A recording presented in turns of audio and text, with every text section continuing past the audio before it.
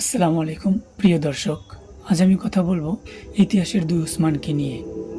দুজন আলাদা যুগের মানুষ, একজন 1400 বছর আগের, আরেকজন আমাদের সময়ের।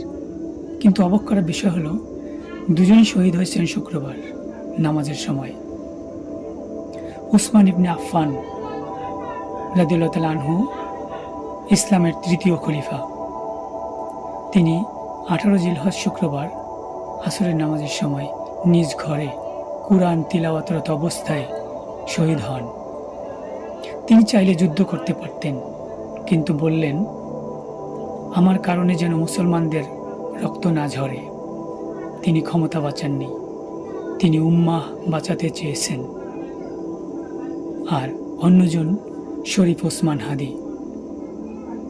এবার আসে আমাদের সময়ের এই উসমানের কথায়।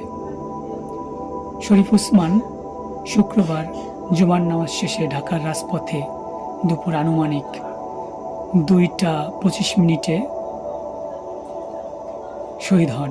তিনি ছিলেন নিরস্ত্র, সেখানেই তাকে গুলি করা হয়।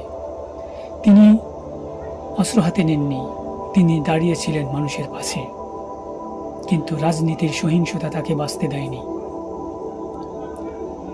এই দুই উসমানের মাঝে মিলটা কোথায় দেখুন। দুজনই শুক্রবার দুজনই নামাজের সময় বা পরের মুহূর্তে দুজনই নিরস্ত্র, দুজনই শহীদ হয়েছেন ভেতরের বিভাজন আর ষড়যন্ত্রের কারণে।